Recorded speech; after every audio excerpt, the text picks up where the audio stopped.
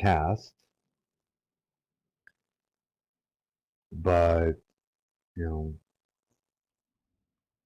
considering the fact that we pretty much allow animals to talk, then that, you know, best way to put it, that allows that aspect to go forward. Okay. Now, that of course only covers spells that only have a vocal component. Okay. If your spell has a material component, then you have to be able to utilize that. Now, in the case of the priest classes, the material component for most priest classes is just their holy symbol, whether it's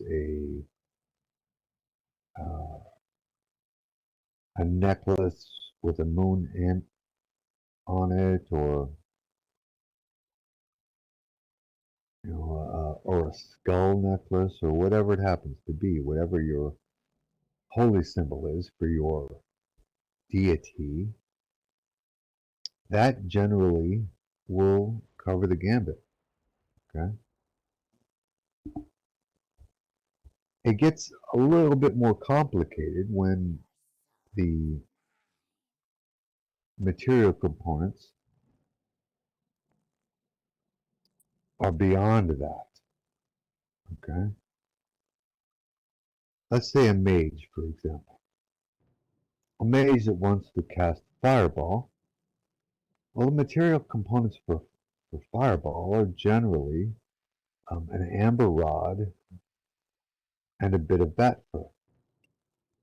Okay. Now, if you don't have fingers, how are you going to do that? Okay.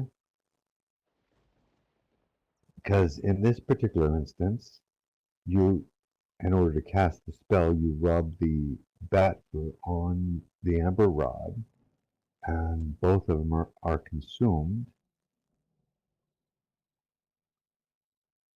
in the casting. Okay. Obviously, you don't need much of an amber rod in that case. Bat fur. Yeah. Yes, Jilla Rose. You have a question.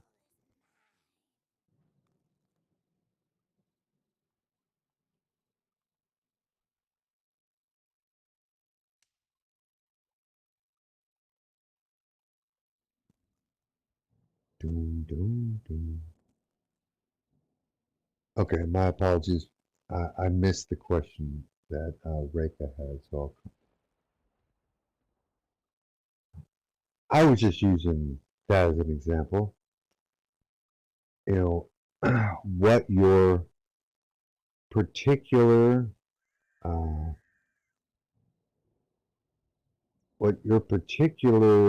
school chooses to use as their material components is inconsequential to me. Okay, some things are going to be specific, you know, but generally speaking, I'm not all that concerned about uh, what materials you're using. It's just as long as they are materials. Cantrips don't require materials, but anything beyond that, first level and above, um, most of them require material components. Not all. Okay. As far as the specifics, I'm not worried about it. Okay. I use the amber rod and the bat fur because that's the traditional components in Dungeons and Dragons. Okay. But I'm not all that concerned if that's the exact ones you use. Okay. But anyway, uh, go back to Rika's question.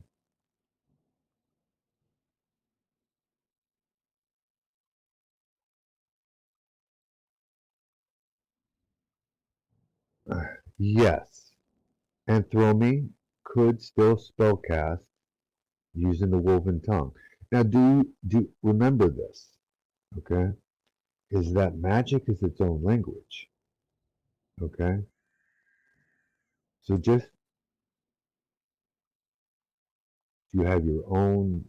Most races have their own tongue they speak, whether whether it's Tirdal for dark elves or whatever it happens to be. But magic has its own language, okay? And that's what mages learn when they go to mage school, is they learn the language of magic.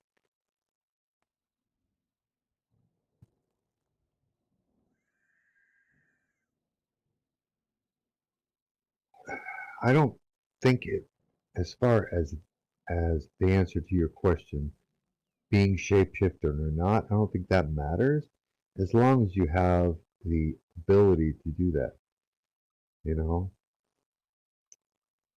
As long as you have the ability to speak and the ability to learn the language of magic, then you can speak the language of magic. Okay? Does that make sense?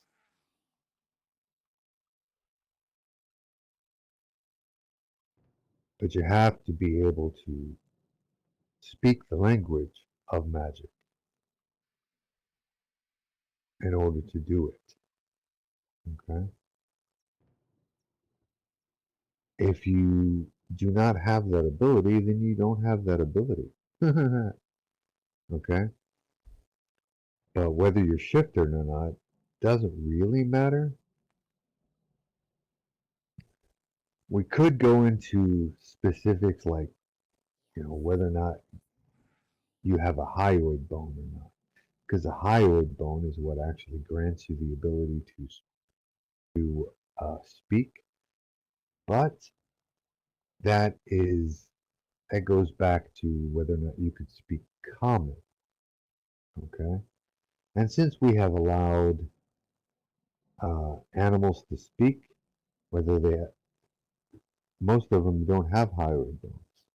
Okay, that means if you don't have a hyoid, then you cannot speak common. Okay, but we are taking the step to say other that animals can speak in their own tongue. Okay, but that doesn't mean they can speak common. In order to speak common, you do need a hyoid bone. Okay. Now, that's not to say that there are not some animals out there that can't do it. Crows, ravens, you know, um, a variety of apes and monkeys, okay, and and more than that. But that goes back to common. Okay? Anyway, if you can pull off speaking the language of magic, then you have that ability. All right. Now back to material components. Some components can be pre-prepared, okay? Because there are certain types of spells that do not require an action. Fireball requires an action.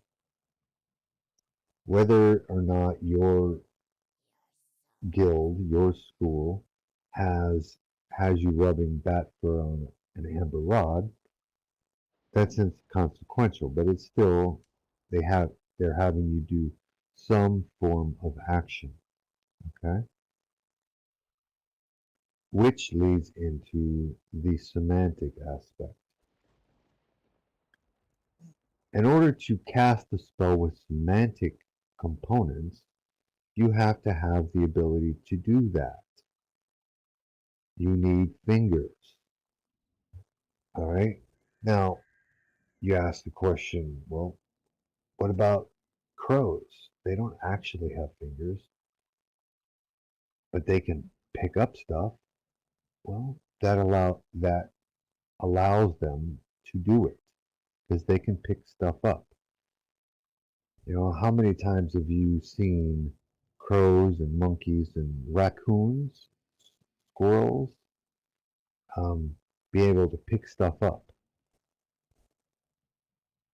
You know, that gives them, that means bam, they can do it.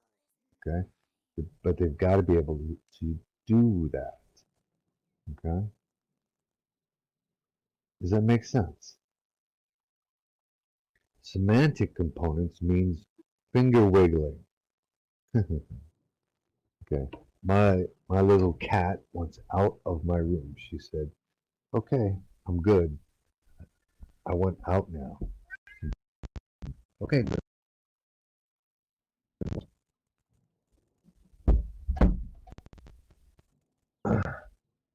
My room does not have all the things that cats need.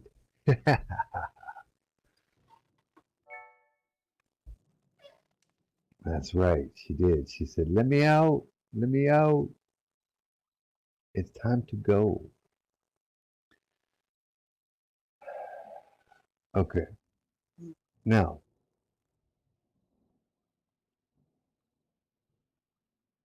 is everyone?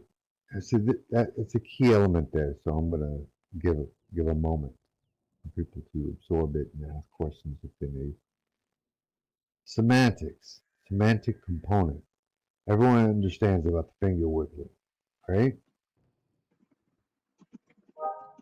That yes, some animals can do semantics. Crows, ravens, raccoons, squirrels, you know, they have to be able to manipulate their digits, you know, in order to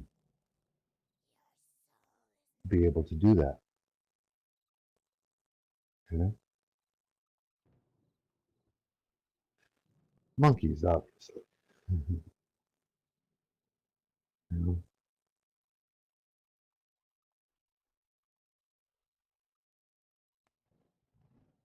Exactly. Bill Weller is correct. Ferrets, yes, absolutely ferrets. You know, the more dexterity they have in their hands, their front paws, then the higher chance they can pull it off. Okay.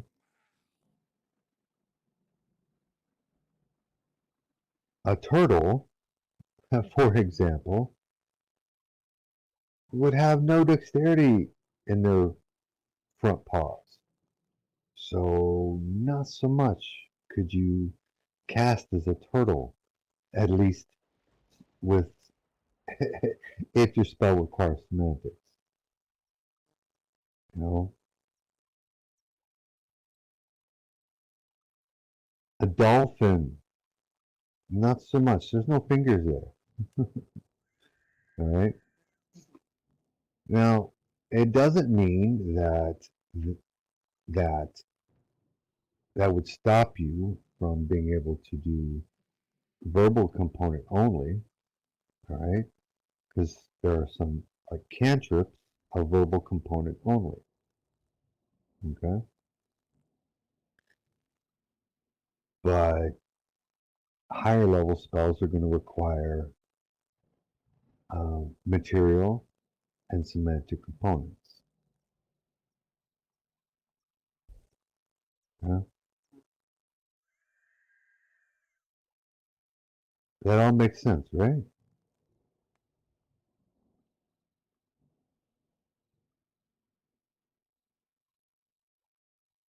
Doom, doom, doom, doom, doom, doom.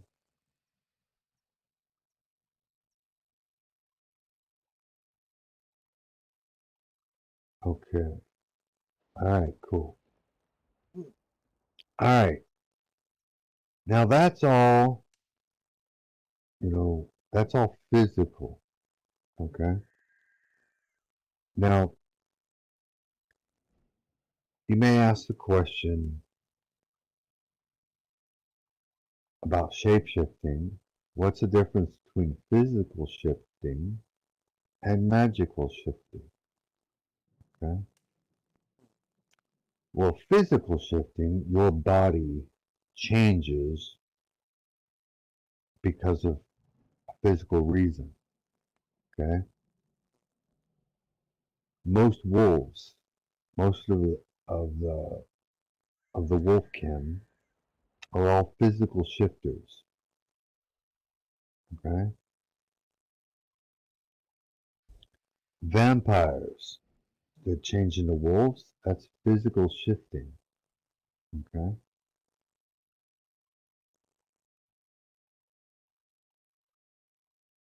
Yes, there are now when it comes to dragons, we have all three types of shifting.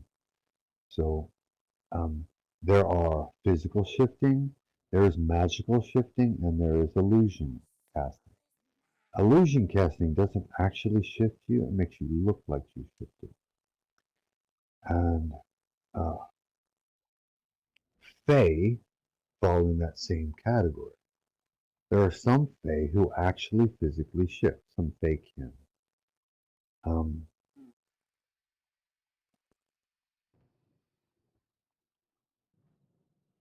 Example, Svirfneblin. Okay? Svirfneblin are related to Fae. They're and they change from Svirfneblin, deep gnome. Okay, okay.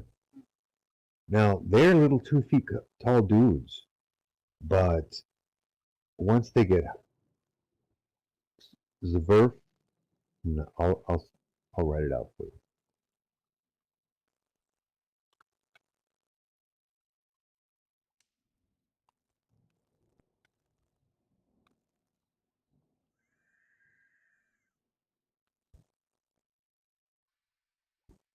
Yes. Now they're little 2 foot tall dudes, right? But they can turn into 8 foot tall monsters. Okay, and it's a physical shift. Okay, their their mass decreases as they get larger.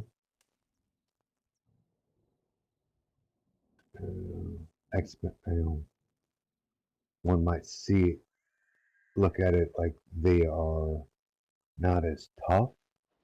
Okay, okay, they're a little bit more fragile because they go from being super super dense to this to 4 times their size.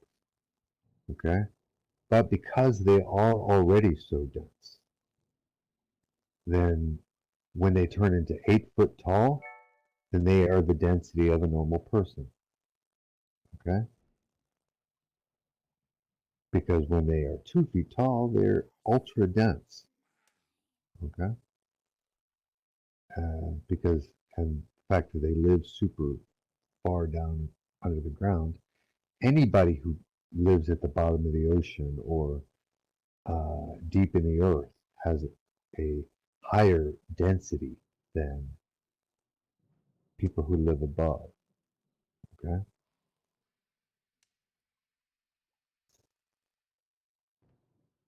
uh, and that's a whole nother class. But anyway, point being is that is that they have a physical shift, like wolves. Okay, but you may ask the question, well, vampires also turn into mist. You know, is that a physical shift? Well, it is. Okay, they physically change into a cloud. Okay, it's not magical. Not all vampires have magic. Okay, it's physical. Okay, not that there are not vampires with magic, because there are. Okay, vampiric necromancers do exist. They are themselves subject to necromancy, but they can still do it. Liches, you know. But anyway, dragons, okay, and fae. Both of them, they can have physical, magical, or illusionary. Now, fae, by their very nature, have illusion. Okay, untrained, they have the ability to change their appearance to look like something else, but it's an illusion. Okay, but they have the ability to do that physic- physically or magically. Dragons, okay? Dragons are inherently magical, so they can inherently shapeshift magically. Okay? Now, some may be inclined to be illusionists, and some the aspect scenario has been dis- discussed among dragons. That's an illusion. Okay, they are disguising themselves as something else. They're not actually becoming it. Okay, it's just in the exact same way that Fae do.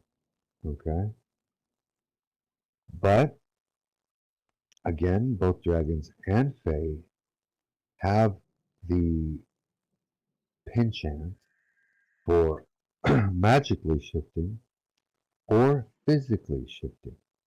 Okay, is it can happen much in the same way that wolves do. Whether you're a lichen, anthromy, or a werewolf. Okay.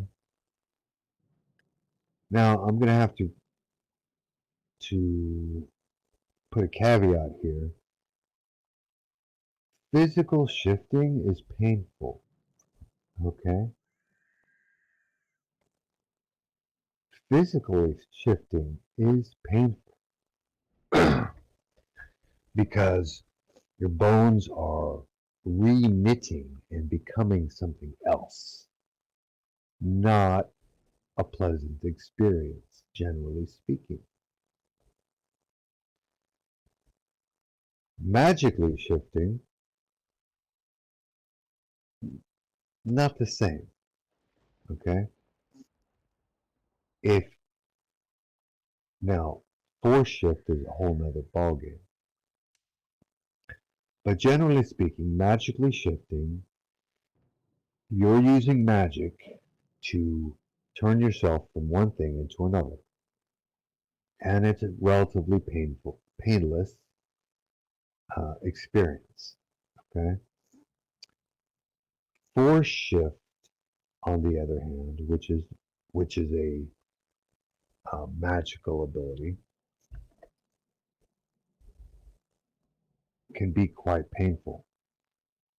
It's the difference between polymorph and shape change. Okay. Polymorph is physical. Okay? Polymorph other is you are forcing someone else to turn into something else. Okay?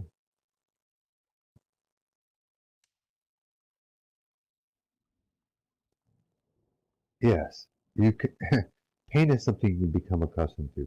Yes, your little air.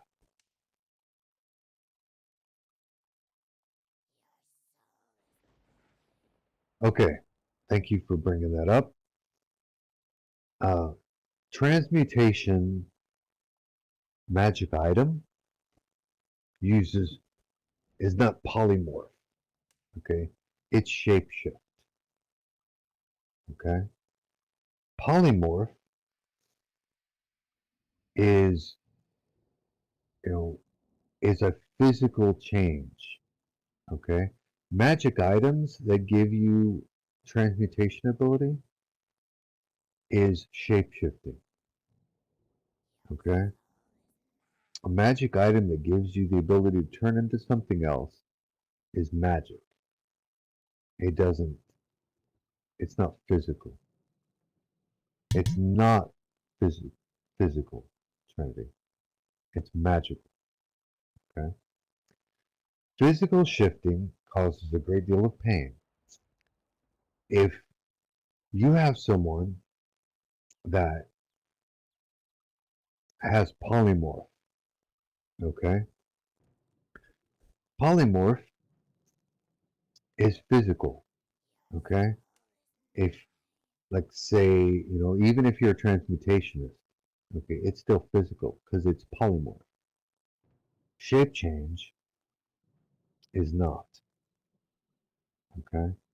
Shape change is obviously a lot higher level, okay, than polymorph.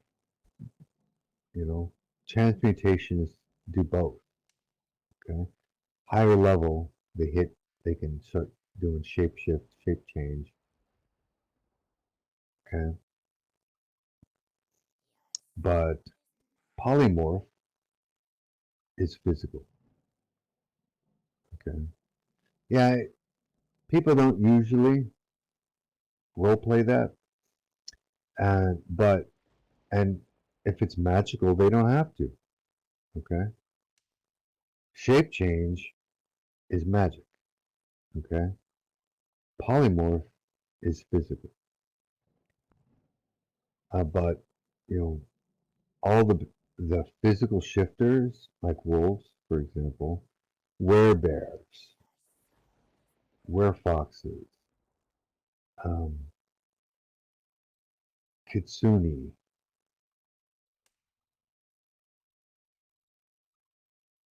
all the all the lycanthrope types. It's interesting because lycanthrope would actually directly translates to be wolf shifter, but it covers all the all of the were types. But anyway, all the were types, whether or not you are actually undead or not, is going to that's polymorph. Yep, that's physical.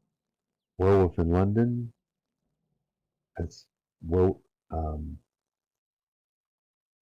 there's Wolfen.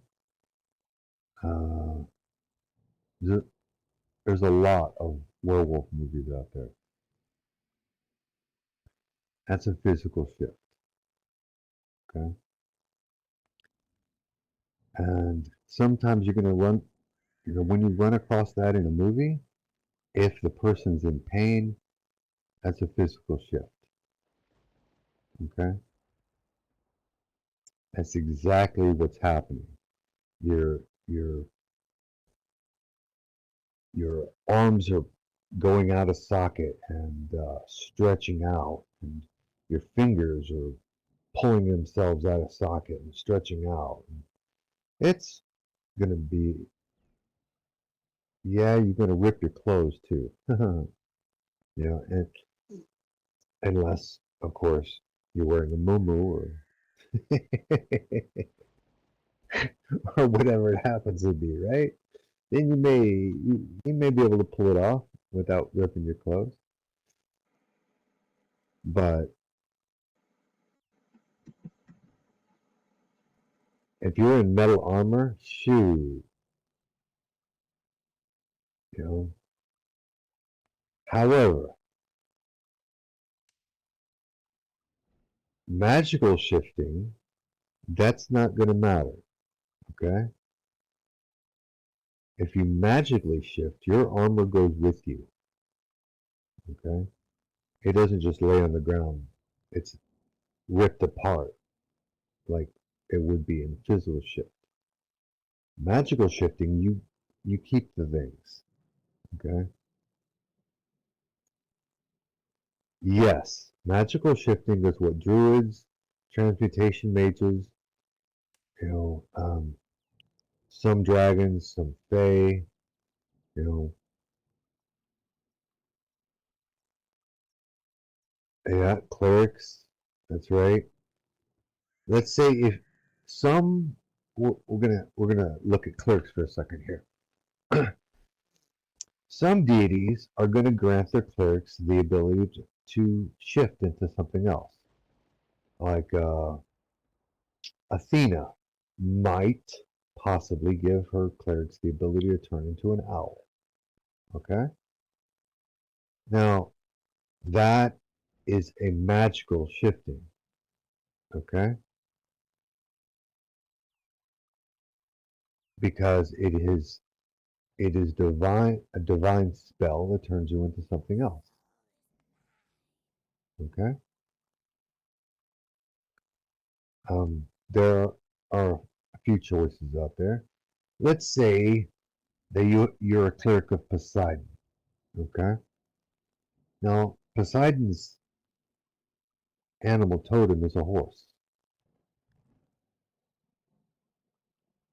And it's not out of the question of possibility that uh, the direction that you are going with him could give you the ability to turn into a horse. Okay? That's magical shifting. Okay? It's not polymorph. You're not physically turning into a horse. You are magically shifting into a horse. Okay? It's not like the deep gnome we were talking earlier, you know, and that's physical. He got to become the 8 foot tall version of himself because it was physical. It's polymorph. Okay? Magically shifting into something else, all your rings and your sword and your all your amulets and your armor and all that jazz, that all becomes part of you. Okay? Physically shifting, it does not. Okay?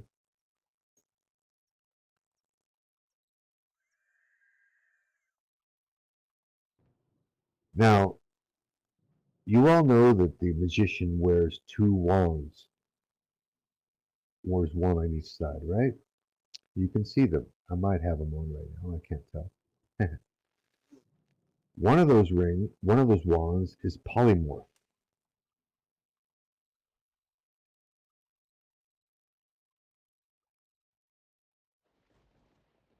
Yes, magical items that conduct an effect spell still work in shifted form.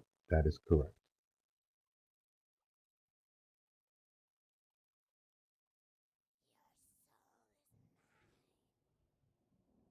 That does not change.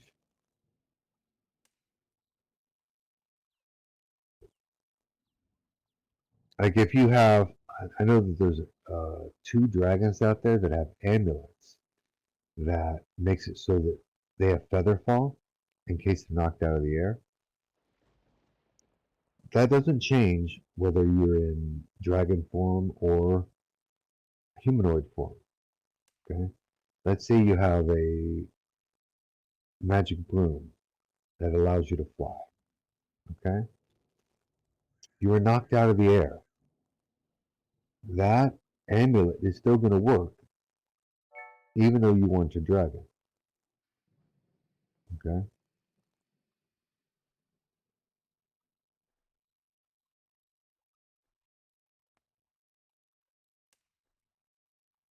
Bellweller is also correct about that. You, even though you're shifted, you do not get your armor bonuses. Okay? They have become part of you. Okay? Yes. But they did not make your skin harder. Okay? You're not made of metal. Okay? They have become part of you. So you are the other thing. Okay? But your magic items are still going to work. Okay? As far as, you know, let's say you have a ring of fire protection and you want to run across the lava flow. Well, you can still do that. Okay? But your adamantium sword, it's not going to make your claws adamantium. Okay? Does that make sense? But let's say that your sword gave you protection from fire. You're still going to have that. Okay? Because it has become part of you. But it doesn't add the bonus to your attacks, to your ability to slash things. Rika, you have that super dagger, right? Okay. Now see, yes, uh, she's got a super dagger. Now, when she's in her wolf form, that dagger does nothing, okay? Because she's polymorphs, okay? In order for her to use that dagger, she has to be in her hominid form, okay? But let's say she had a ring of fire resistance on, okay? Now, it doesn't become part of her body because it's not a magical change, but it doesn't mean that it could not stay on her paw, okay? Depending on how your body is formed and all that jazz, but it's possible.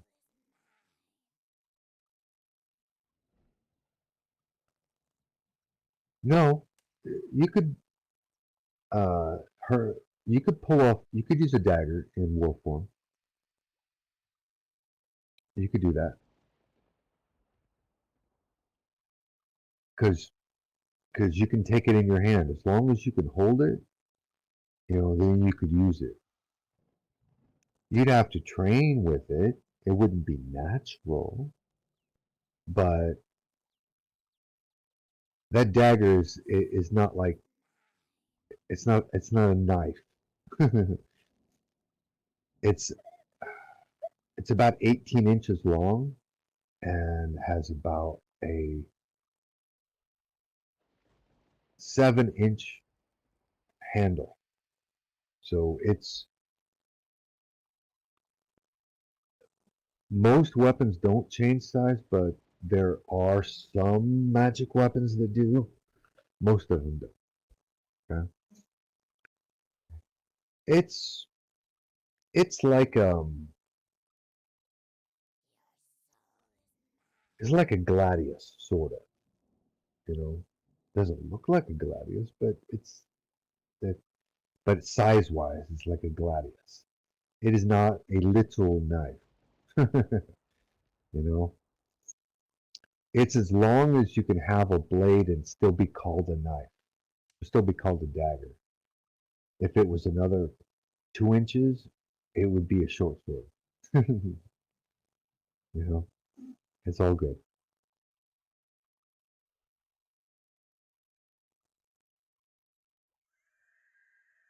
Anyway, but because it's polymorph, it doesn't become, because she's a wolf, it doesn't become part of her body. However, let's say Opal over here. Opal, you're a fae, right?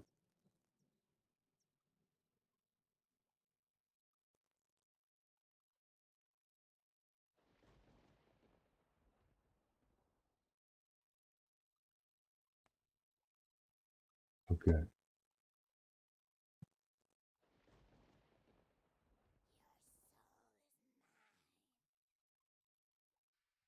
All right. I'm going to assume, because she's got wings and she's part of the hive, that she's a fae. Okay, she's a pixie. Okay. Now, let's say that not only does she have the illusionary ability of fae, but she also is a shapeshifter. Okay. That she chooses that she's a transmutationist. And she has the other dagger, because there are only two. Let's say, for the sake of argument, she has the other super dagger. Okay, and she shape changes. Well, she's that dagger has now become part of her. Okay, it's not going to be laying on the ground beside her like Rika's knife will be. Okay, because she is magically changing. Okay, does that make sense?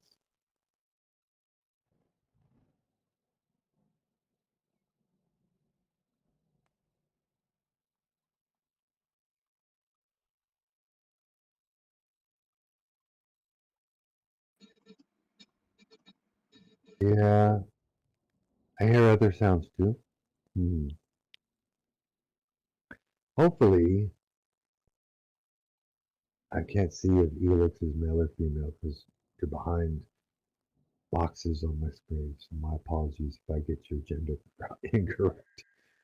Because Elix could be both, could be either male or female name. All right, if you don't have a weapon on you, then it doesn't ship. Then it doesn't go with you. Okay.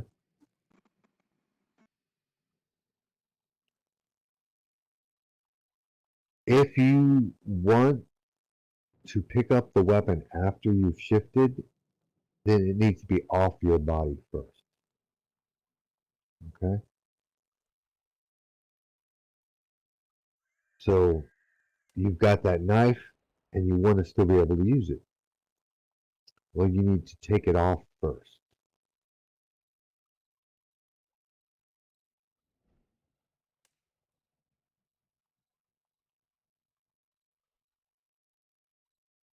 Your purple sash is magic. What does it do?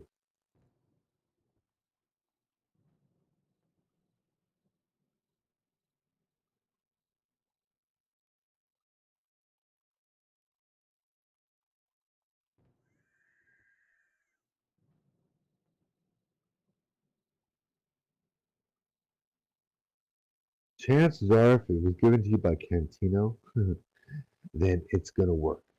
Okay, because it's straight up magic. Yep, that's right. That's right. So you could that sash is not gonna go anywhere, and because it's cloth, then when you shift, it's not going to fall off either. It's just going to shift with you. Some items do that. Okay. That one is one of those that will.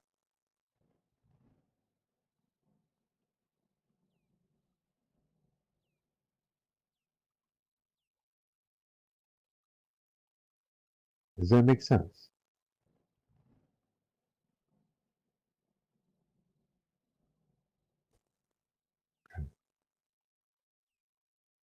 Yes, Jillo Baxton.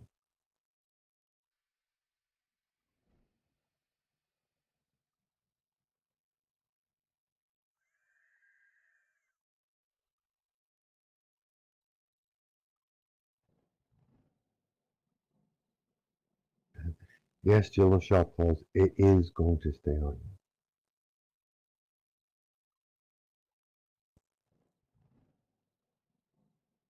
That's right. So you're going to chainmail armor class whether in wolf form or not, as long as you're wearing the sash.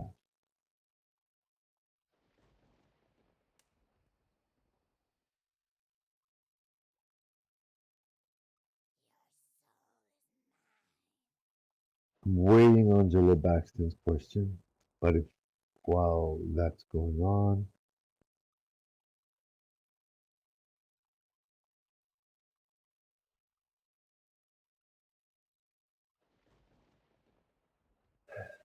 okay, Jilla Air is correct. If you are if you are shapeshifted magically, you need to take off anything that you want to put back on. Okay, that includes uh, that includes a holy symbol, whatever it happens to be. Okay, if you've got magic boots on, okay, like I know somebody out there has boots that makes it so that they leave wolf tracks, even though they're not a wolf. If you if you are shapeshifted and you still want to leave those tracks, you need to take those boots off first before you shift. You know.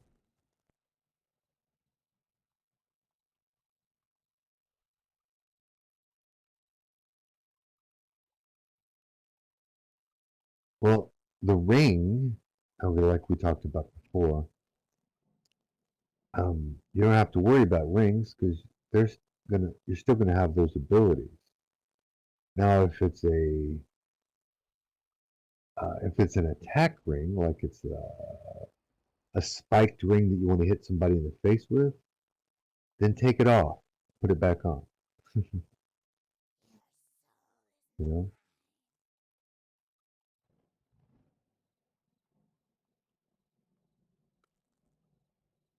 ring of the ram, you would want to take that off because it's an attack ring. It is a good ring.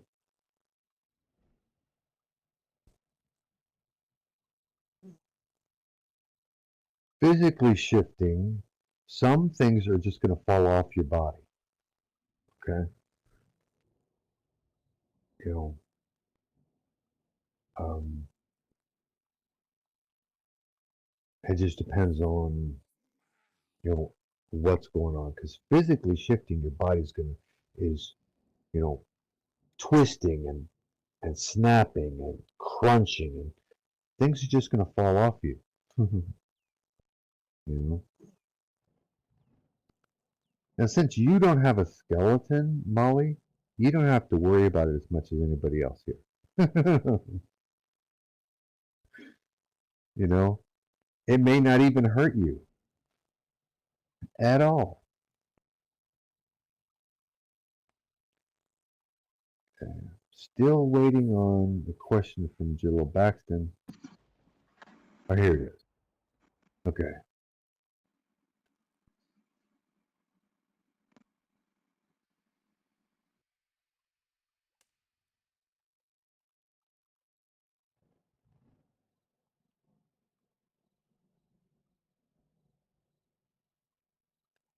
Okay. If you are actually shifting, if you're magically shifting, all your stuff is going to become part of your body. If you want it to be usable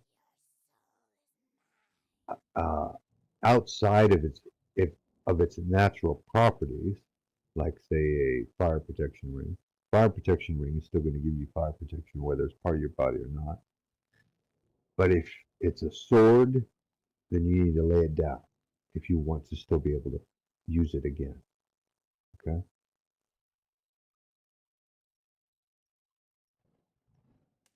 Holy symbol, you're going to have to take that off because you have to have that accessible. Spell components, if you, those are you're gonna want to set those aside, okay? Magic staff, you're gonna have to set those aside, okay? Polymorphing, it's all gonna fall off your body, okay? Magically shifting, it's gonna become part of you. It's gonna become part of your body.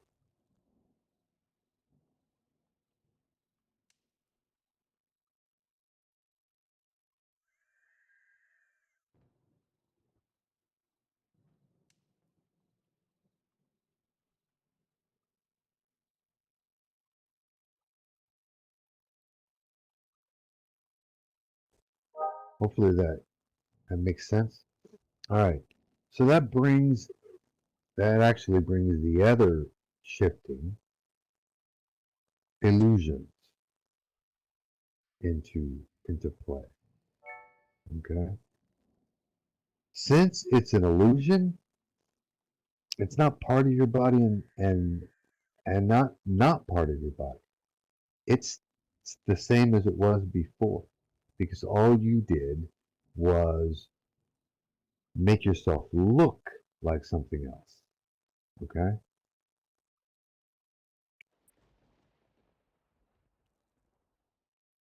So it's all still in the same place it was before.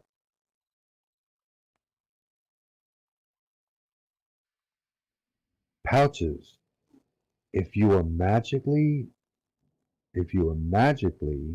changing, becomes part of your body.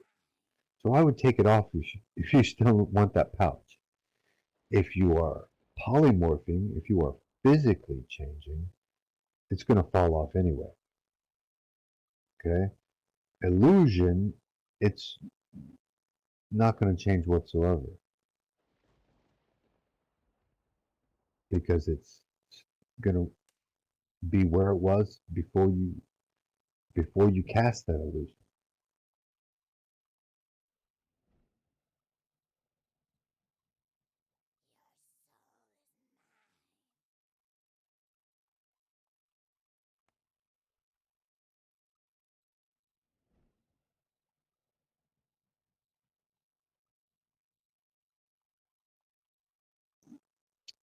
Missed a word on the translation. Sage is doing an awesome job. Thank you very much. But with polymorph, it does not become part of your body. Just missed a word in that equation. It's easy to do. Thank you.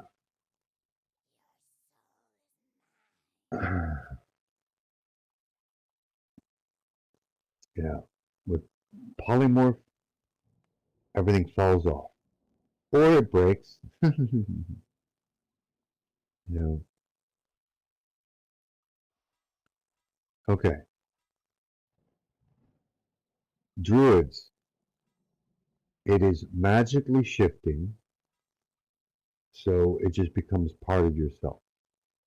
Now, you can choose, okay, to physically change as a druid, just like a mage can. If they choose, like, you can choose polymorph instead of shape change.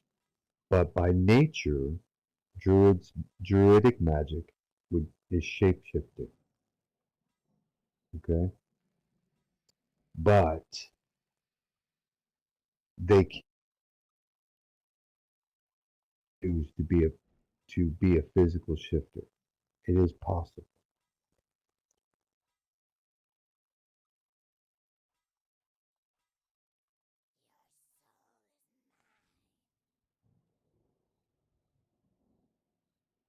Just like mages can choose polymorph because shape change is a higher level spell.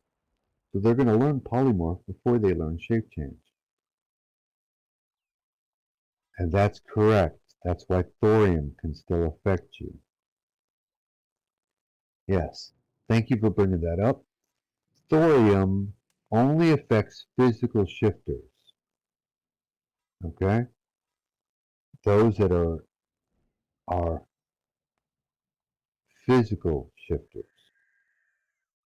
Whether you're a fae, a druid, lichen, anthromy, whatever you are, if you are mage, if it's a physical shift, then you are subject to thorium.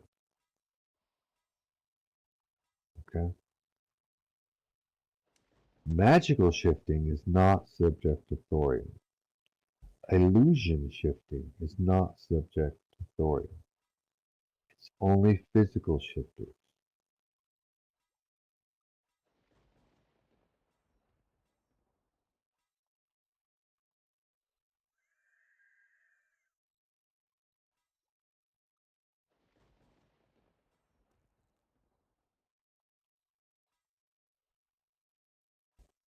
Yes, there are a variety of fakin that have shape shifting. Some of them are physical shifters. Okay, there's since you there is a goblin type, actually three goblin types that are physical shifters. Okay, just like the gnome I was talking about earlier, he's a physical shifter. There are three goblin types that are physical shifters.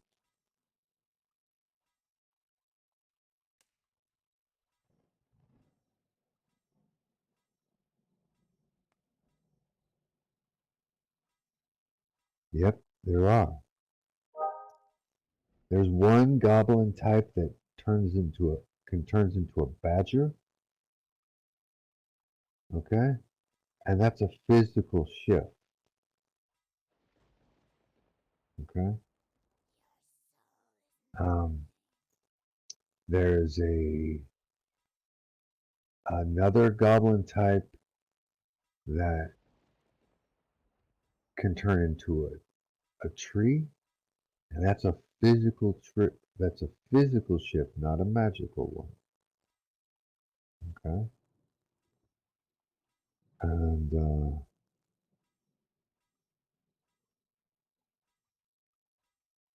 and there's a goblin type with illusionary one that can change. That can has the same type of ability as a regular fae, where they can look like something else, and they're not actually. It's just illusion. Um, but there are three that are physical. There's the tree, there's the badger, and the other one's aquatic. Um, it's basically a barracuda. Those three are off the top of my head. There might be more. Just off the top of my head, those are the three that I can think of that are physical shifters.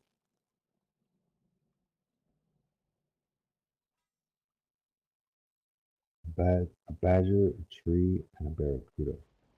No, only ones I can think of. But those are all goblins.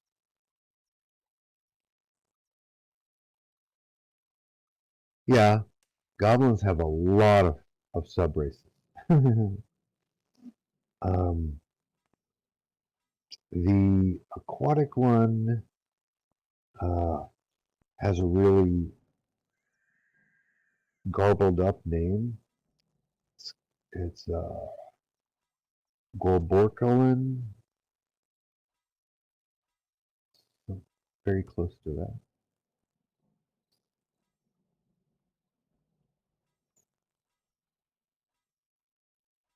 Yeah, it's like I said, it's got a really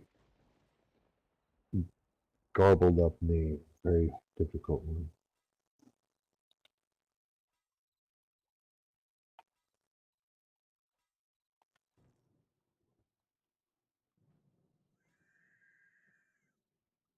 That's the aquatic one.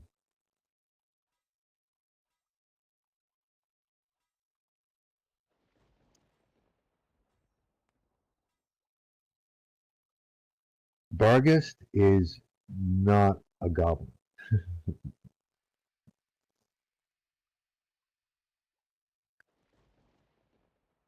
Bargus is basically a demon lion. Mhm.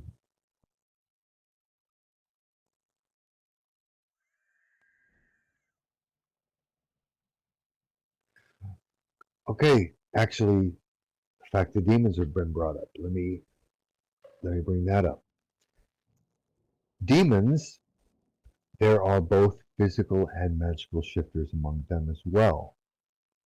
Okay, just like dragons.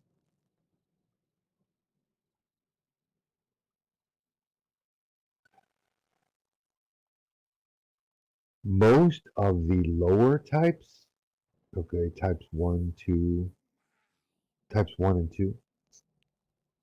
if they're shifters, then it's physical. Okay, the um, anything three and above have shape change. Okay, same with devils, elementals, celestials, all your outer planar beings. If they are type one or two, they're physical shifters. Okay, if it's above that, then it's shape change. So it's a magical shift. Okay, instead of polymorph. Most beings that inhabit the Terran plane, the prime material where we are going to be physical shifters. There are obviously exceptions to the rule, but most of them are going to be physical.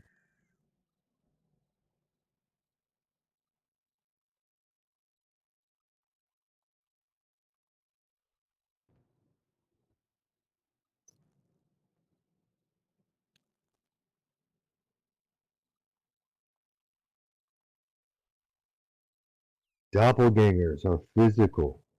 Thank you for thank you for bringing that up. That's good. Changelings are physical. Okay.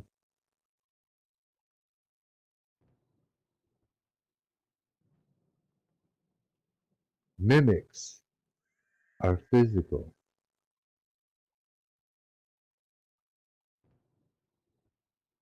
Gelatinous cube. It's physical.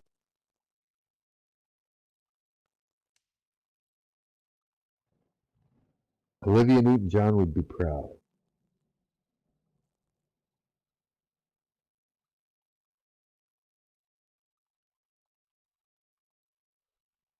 Yes, they are Jello, but they can change their shape. Okay, advantages and disadvantages for a druid. Okay,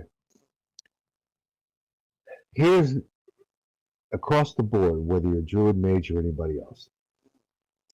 If you are a physical shifter, you cannot be detected by for someone who has detect magic.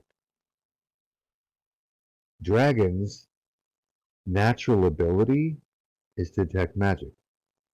Their tongue, every time they lick the air, they can detect magic. Now, a physical shifter is not going to show up. Okay? Detect magic spell is not going to work on someone who is physically shifted. A magical shifter is going to show up on detect magic.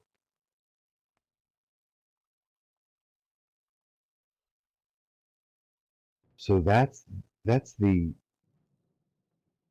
biggest advantage and disadvantage.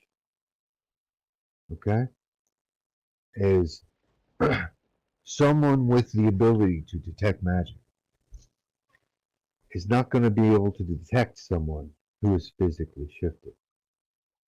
Okay, they will be invisible. They're going to just show up like any other animal. Okay?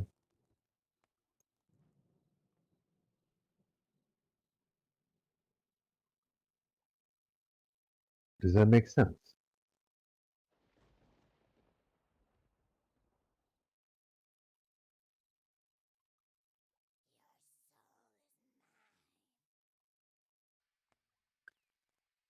If you have a ring that stops you from being magically scryed, you're not going to show up on Detect Magic. No.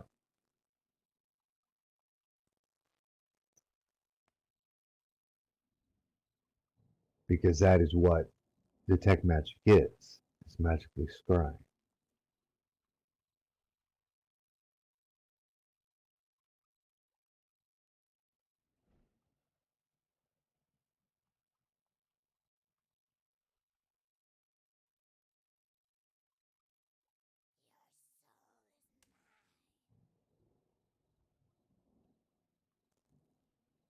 Okay.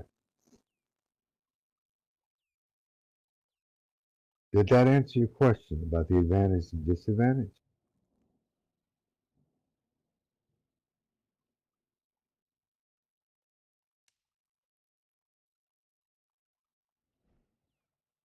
Doom, doom, doom, doom, doom, doom, doom. Doom, doom, doom, doom, doom. Doom, doom, doom, doom, doom. Is that the only one? Well, not really. Um, another uh, distinct difference between them is that polymorph, if someone has detect animal, you're going to show up on detect animal. Shapeshifters, not necessarily, they're not going to show up because they're shifted into something else. Okay, polymorph will. So if someone is deciding, okay, there's a bunch of, I want to see if any of them are not wolves, so they detect animal and all of them show up as wolves. That's, polymorph would do that for you. Okay, but if you shapeshifted, you won't show up while the rest, everybody else will. That's right. You know, you can be creative for figuring things out.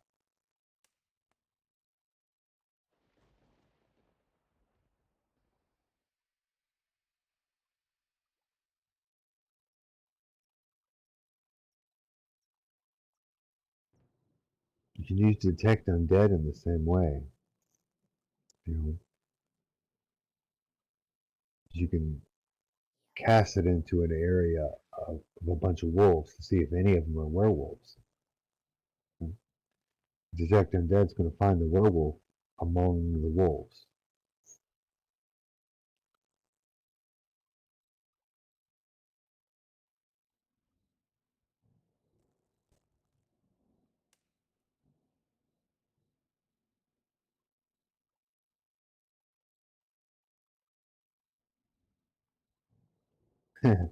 Sneaky vampire is also true. Also true.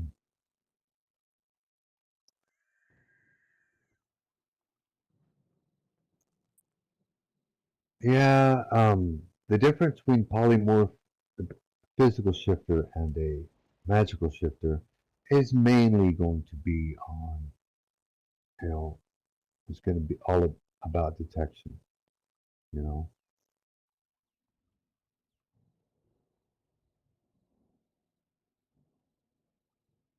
There's not a whole lot of differences. Obviously, physical shifting is considerably more painful, but um, it will You know, if you're going against a mage, it's probably going to be a better route because you're going to be less, you're going to show up less.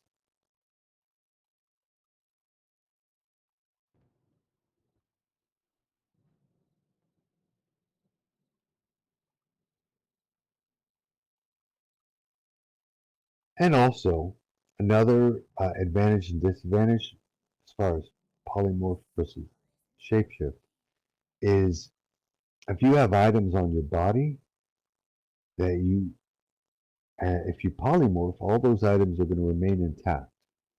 Eh, if you have a tight strap, it's probably going to break, but they're going to be physical objects on the outside of your body. Shape chains are all going to go inside of you. So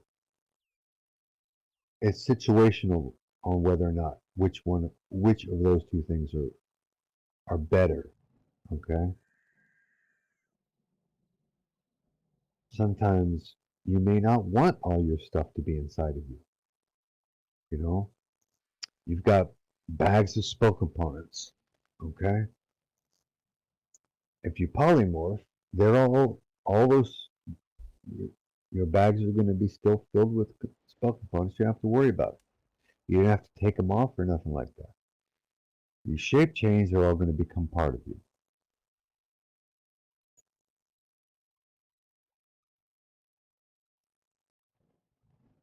So it is situational. That's the advantage and disadvantage of, in both cases. Does that help?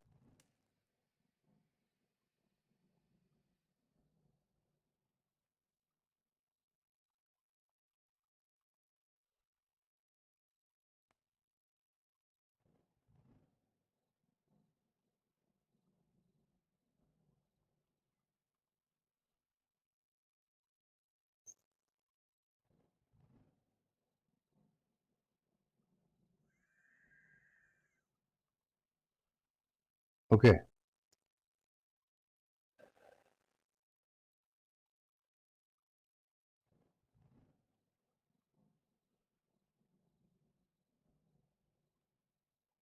I think you missed the beginning.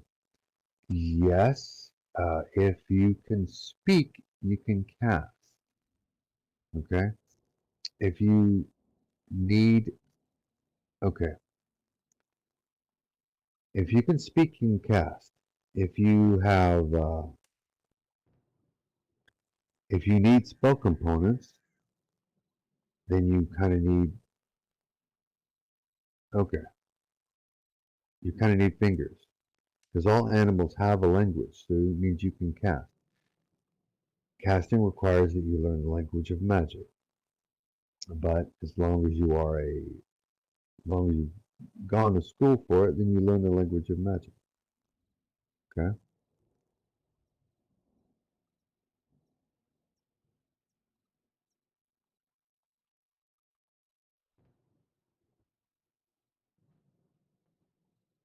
that's true.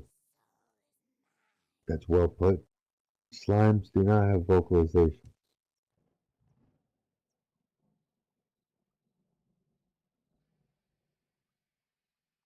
You have to be able to. Well, raccoons have vocals. Slimes do not, but raccoons do.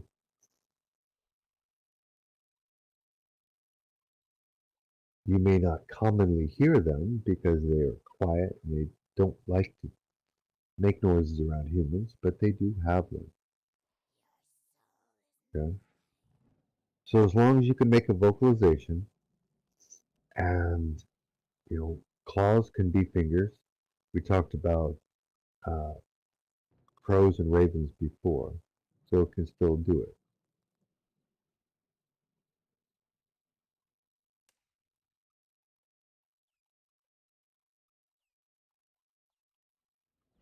They don't. A person shapeshifts. They do not get the language, the animal language.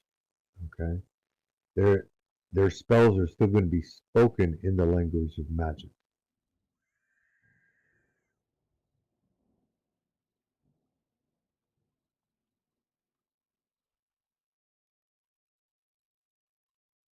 In some cases, you will get the language. Like, example, since Trinity, you're that one asking the question. If your deity transforms you, then you're going to get the language. Okay? And if it's the ninth level spell shape change, you're going then, as opposed to shapeshift or polymorph, then you're going to be good also.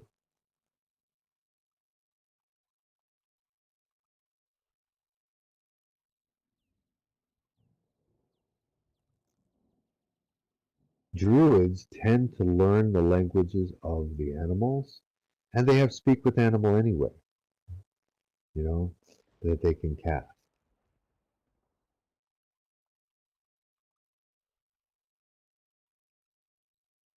Does that answer your ego question, Elix?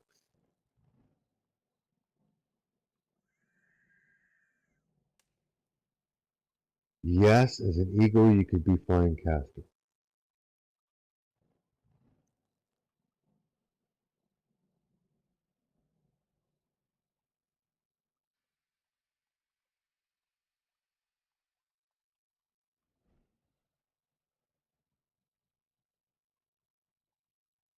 Uh, in answer to losing your mind, if you spend a lot of time in the other shape, you can begin to identify with that other form and believe yourself to be that, you know, but it's not necessarily a thing that's going to happen the first time you shift.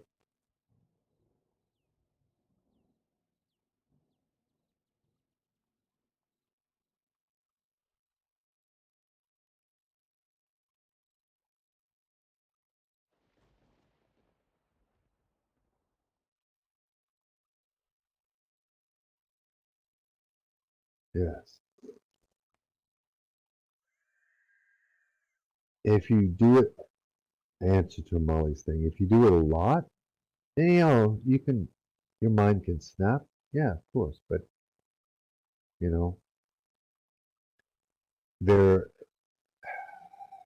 there's a variety of times when a changeling have multiple personality disorders where they think they're somebody else every time they turn into, because they've spent so much time in the other form. That's the thing, you know.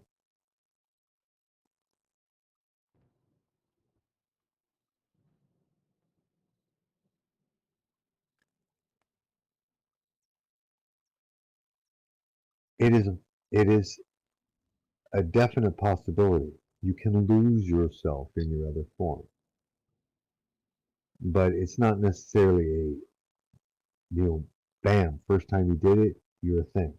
It's just it's something that could happen. Okay,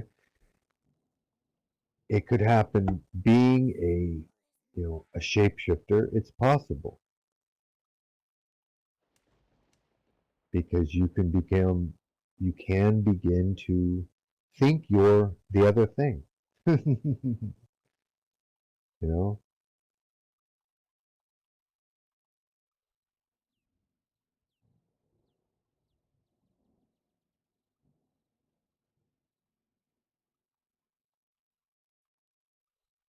like I said, it's not uncommon for changelings and doppelgangers to have multiple personality disorders.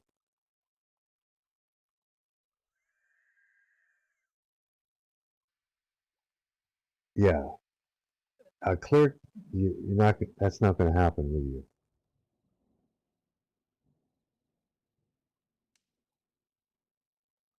Unless you do it all the time, then it's still possible, It's again, the psychology exists. Your mind can snap just like anybody's.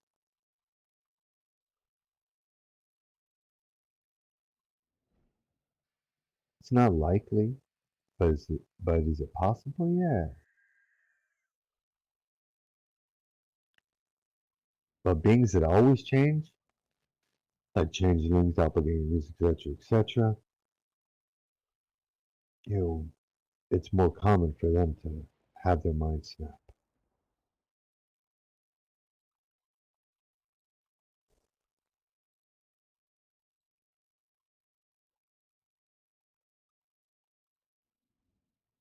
And that is one of the reasons that druids spend a lot of time learning about their environment so that they can successfully separate themselves from the animal that they turn into.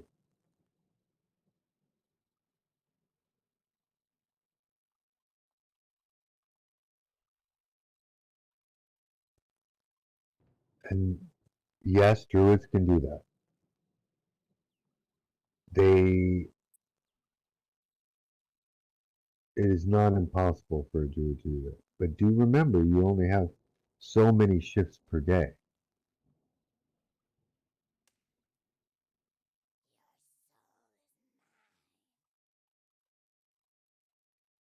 So you may be stuck in your other form.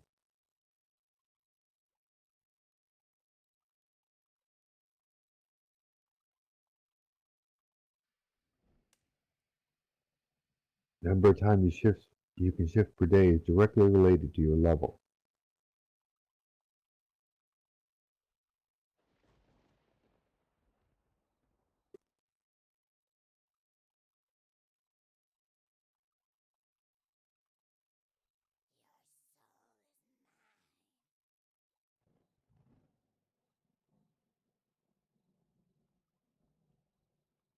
Yes, and that's fine. There's no problem with doing that.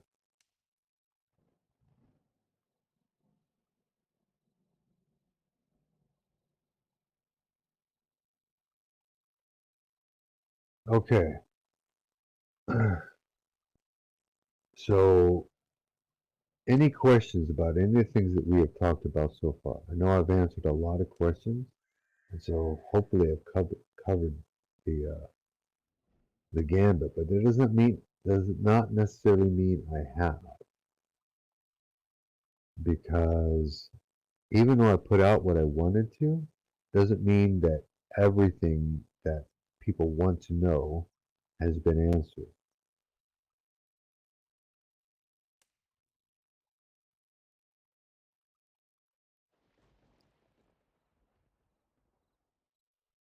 Everyone understands the difference between physical shift, magical shift, and illusion shift, right?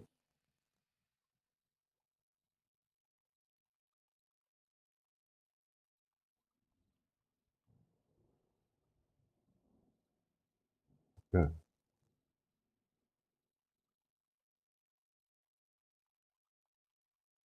And that otherworldly beings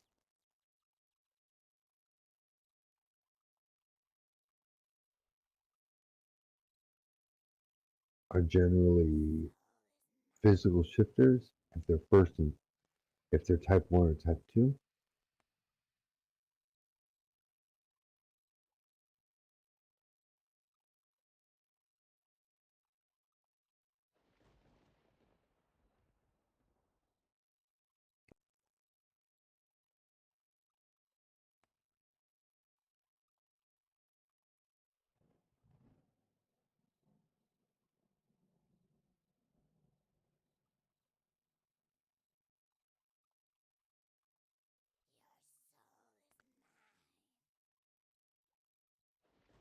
Okay.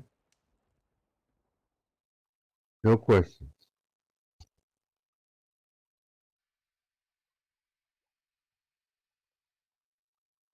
Okay, everybody squared away? All right, cool.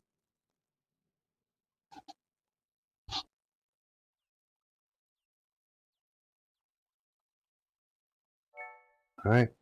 If Okay, can one shifted have their familiar? Yes.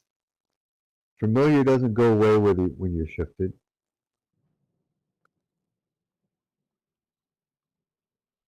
There's no problem with that.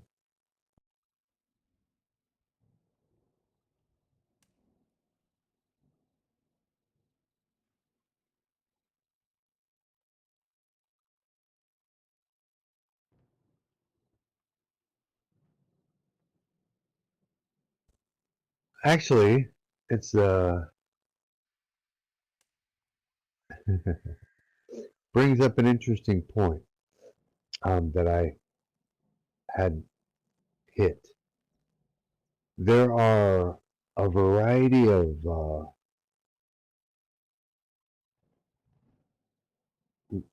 races, we're going to use that, out there that I have given the ability to shift so that they could have a human form, quote unquote. Unicorns, for example. Okay? Because there are people who say, I want to be a unicorn or a centaur or,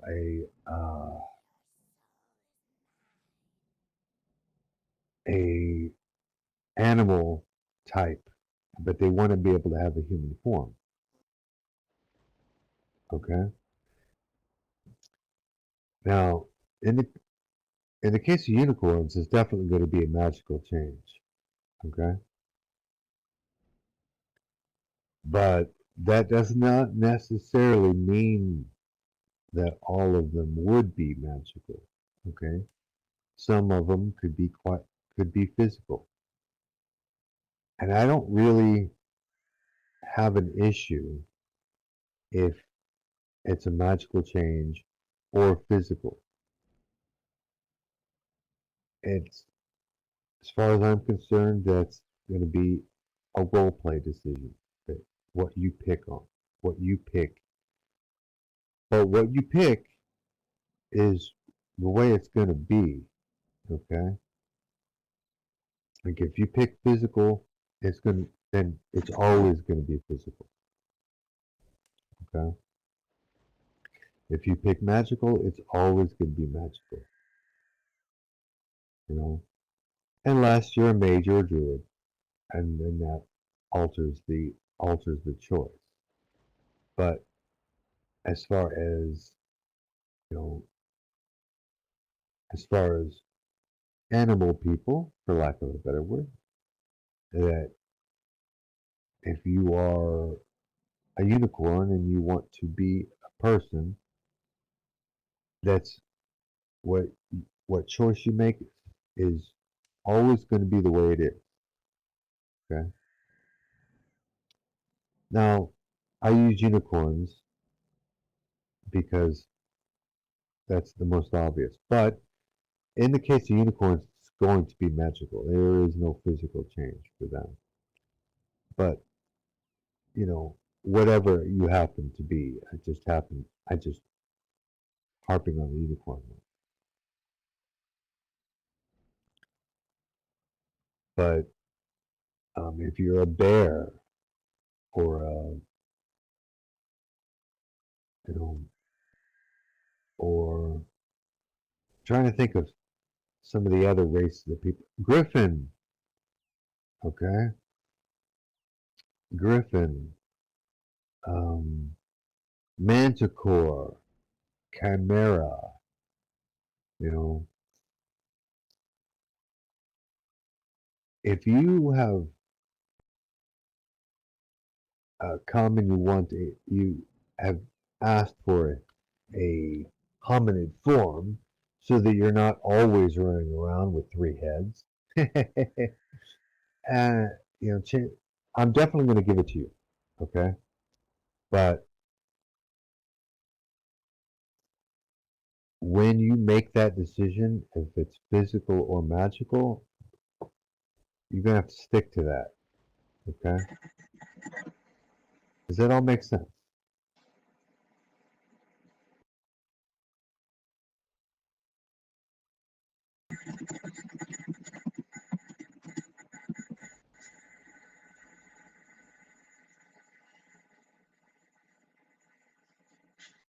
Okay. All good. I need to be closing this anyway. in a moment. Uh, Baladas Virtanen still arose.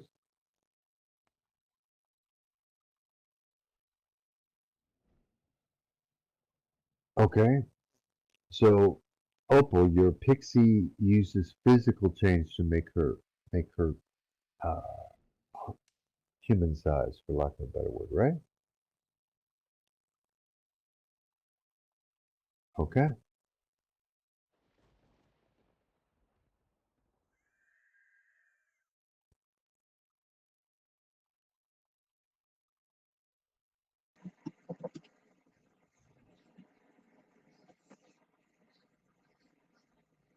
okay.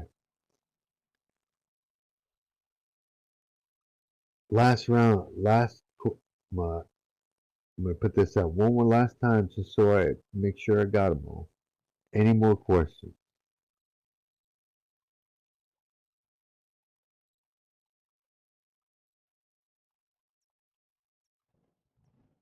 Yeah, of course.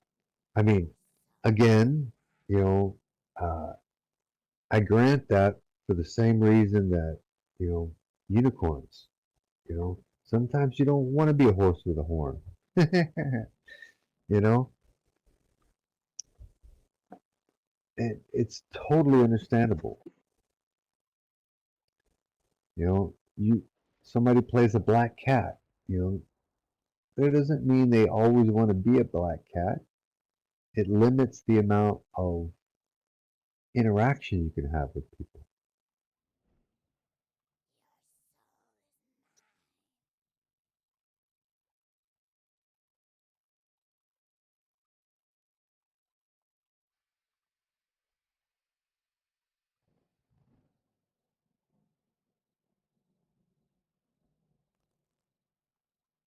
Okay,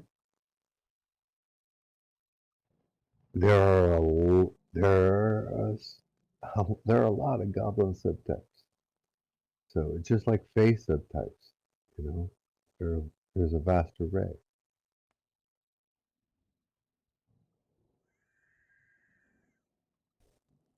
So I'll do that. I'll do a class on goblin and face subtypes.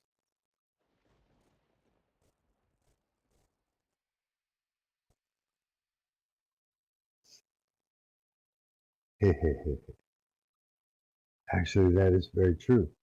For those of you that play World of Warcraft, the goblins in WoW are the ones are the Underdark variety. Okay, that is how the underworld. That is how the old Empire goblins are. You know, a lot of times, you know, you'll see in ESO or whatever. You know, there are all kinds of EverQuest or whatever. There's all kinds of different goblins, but the ones that are native to the Old Kingdom are like the ones in World of Warcraft. I was very impressed. You know, that's one of the things I thought was cool about World of Warcraft. Is like, hey, I recognize this goblin type. You don't see those are the ones that are, you know, Old Kingdom.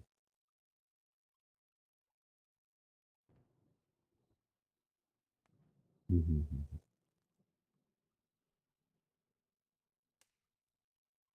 So yes, I will do a class on goblin subtypes, and maybe I'll do that in January.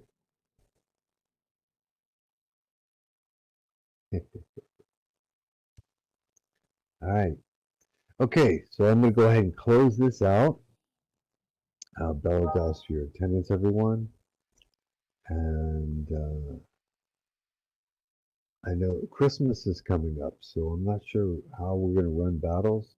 I will talk to Nif and Argo, and we'll figure out how that one's going to be because obviously, yeah. Oh, actually, reminds me, this month is a fun battle. You're going to be fighting trees. You know, And that's right. For those of you that were not at the last battle, then you're going to, you know, they're going to be Christmas trees. They're going to rise up against the world. And for you druids, that's you got that's going to be a moral implication because it's very important. Potential role, a lot of potential role play to go there.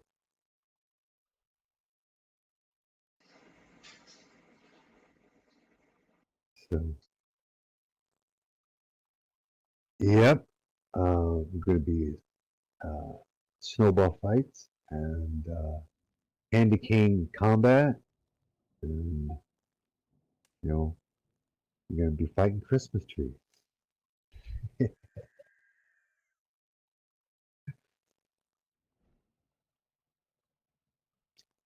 Should be fun.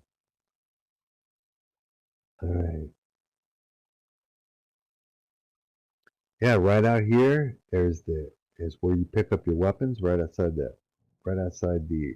library, and hopefully it all goes well. Okay, Belgas for your attendance. Yes, and I'm working on the tree avatars right now to pass out to all my NPCs. And I've ran across one, but yeah, that might have to go that route. But if we can find something better, you know, for those of you that are not in Discord, I encourage you to to get in there. And if any of you run across some good Christmas tree avatar people, you know, let me know. I'm not in here all the time, but I am. But Discord's open at least once a day.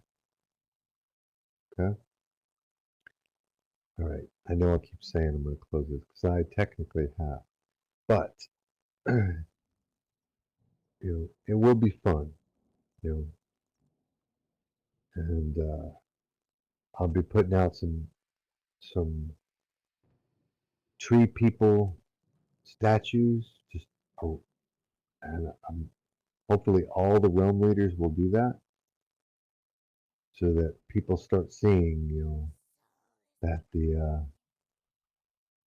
trees are deciding to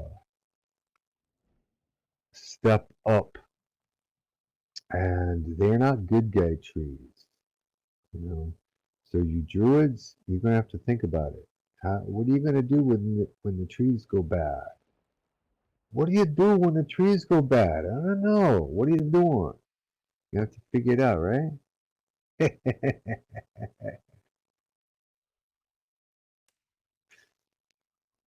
All right. Bow loss for your attendance. Been doubts for now.